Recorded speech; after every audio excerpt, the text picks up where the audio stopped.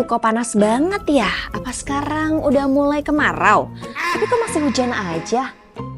Tapi kalau ngomongin soal yang panas nih, ada nih pemilihan Gubernur DKI Jakarta yang mulai panas. Meski baru akan digelar 27 November 2024 mendatang, sejumlah nama terkenal muncul dan mulai meramaikan bursa kandidat yang akan bertarung menjadi orang nomor 1 di DKI Jakarta loh.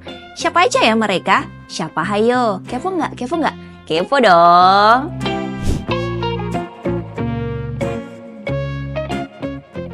Pemilihan Kepala Daerah 2024 dijadwalkan akan digelar pada 27 November. Pilkada serentak itu antara lain akan digelar di 37 provinsi, salah satunya DKI Jakarta. Komisi Pemilihan Umum atau KPU juga sudah menyusun rancangan tahapan Pilkada serentak 2024. Simak informasinya nih.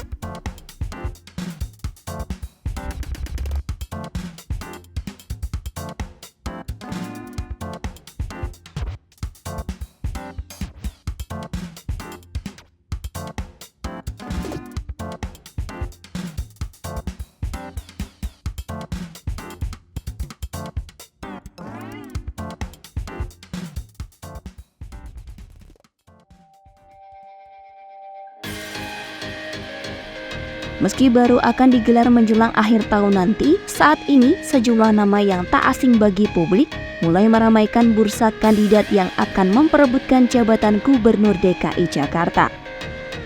Tak hanya mengungkapkan sinyal dan kesiapan untuk maju, mereka juga bahkan sudah saling senggol loh. Wah, mulai panas nih. Ridwan Kamil disebut akan melangkah ke DKI 1 setelah ramai beredar foto baliho besar bergambar mantan Gubernur Jawa Barat itu menggendong tas ransel dengan tulisan OTW Jakarta. Banyak yang menduga-duga baliho itu sebagai sinyal Ridwan Kamil bersiap untuk maju dalam pemilihan Gubernur DKI Jakarta. Ada juga politikus Nasdem yang juga anggota DPR RI, Ahmad Sahroni, yang sempat menyenggol Ridwan Kamil. Sahroni menanggapi baliho Ridwan Kamil dan mengatakan Kang Emil bukanlah penghalang baginya untuk maju dalam pemilihan Gubernur DKI. Sahroni menyatakan siap jika harus berhadapan dengan Ridwan Kamil. Bahkan ia sempat berseloroh kalau Ridwan Kamil lawan yang enteng. Kedua sosok itu juga berbalas komentar di media sosial hingga memanaskan bursa pemilihan Gubernur DKI Jakarta. Sahroni juga sempat membagikan kolase foto dirinya dengan Ridwan Kamil dengan tulisan Pilgub DKI kembali memanas. Namun, ia mengaku belum memutuskan untuk maju dalam Pilgub DKI dan masih mencari wangsit. Nama Ketua DPD Partai Golkar DKI Jakarta, Ahmad Zaki Iskandar, turut meramaikan bursa kandidat Pilgub DKI. Mantan Bupati Tangerang itu mengaku sudah menerima mandat sebagai bakal calon Gubernur DKI Jakarta dari DPP Partai Golkar. Selain Ridwan Kamil, Ahmad Sahroni, dan Ahmad Zaki Iskandar, muncul juga nama keponakan Prabowo dan koleganya di Partai Gerindra yang pernah menjabat sebagai Wakil Gubernur DKI Jakarta. Keduanya digadang-gadang sebagai kandidat Gubernur DKI Jakarta. Tak hanya mereka, ada juga nama lain yang berpeluang maju dalam pemilihan Gubernur DKI Jakarta mendatang. Siapa aja ya mereka? Rame dong ya nanti.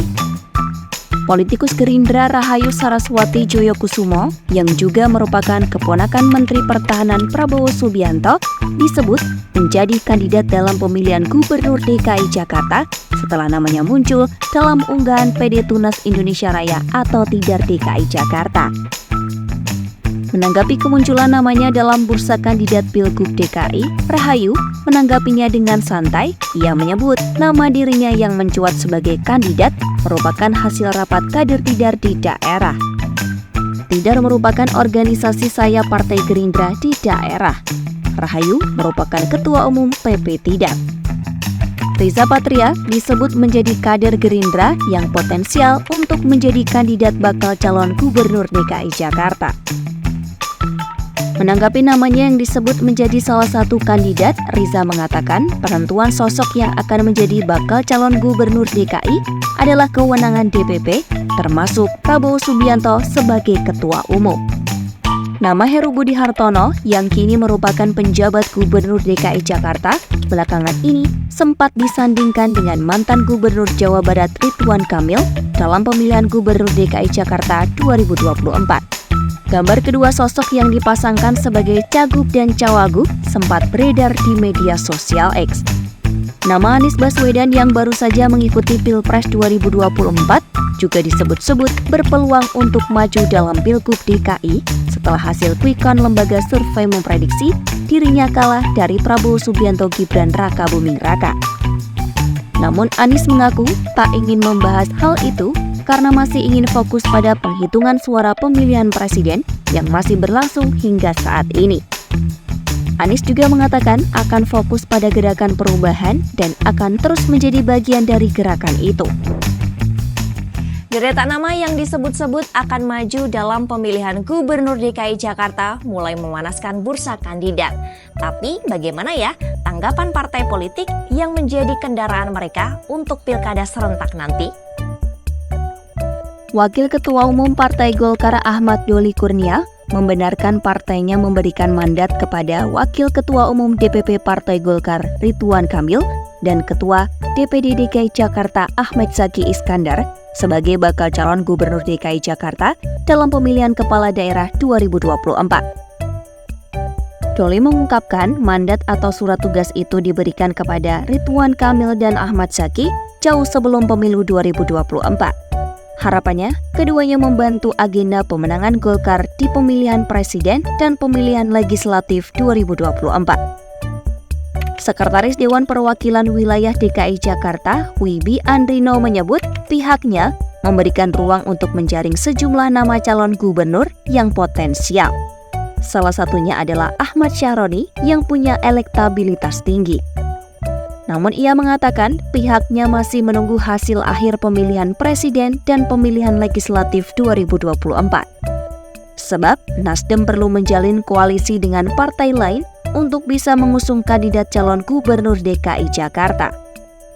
Terkait koalisi ini, Nasdem juga membuka peluang bekerja sama lagi dengan partai-partai dalam koalisi perubahan untuk pemilihan kepala daerah 2024. Nama-nama yang digadang akan maju dalam pemilihan gubernur DKI Jakarta sudah mulai muncul dan mengungkapkan kesiapan. Demikian juga masing-masing partai politik yang menjadi kendaraan mereka sudah mulai menyampaikan sikap meski belum ada keputusan. Lalu bagaimana dengan pendapat pengamat politik terkait Pilgub DKI yang semakin memanas?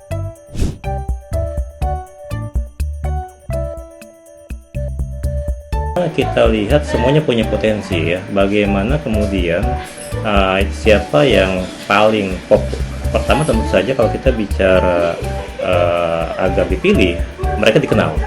Nah, popularitas bisa diukur ya, kemudian disukai dan dipilih. Nah, disinilah kita masih ada waktu sekitar bulan Maret ke bulan 11, 8 bulan lagi untuk sosialisasi sebelum masuk ke tahapan kampanye resmi ya. Nah, partai-partai bisa mulai mengecek jago-jagonya yang potensial memperoleh dukungan elektoral yang tinggi. Ya, jadi dari sini semuanya masih punya potensi. Ya, tinggal dilihat rekam jejak sebelumnya gimana ya. Kemudian dengan mengingat karakter voters pemilih masyarakat DKI Jakarta yang rasional ya, tentu diperlukan 3 hal ya. Bagaimana rekam jejak mereka sebelumnya, apa prestasi mereka sekarang, dan apa visi mereka ke depan.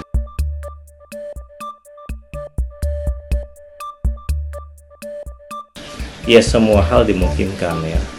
Tapi gini ya, merujuk pengalaman beberapa waktu yang lalu misalnya, atau merujuk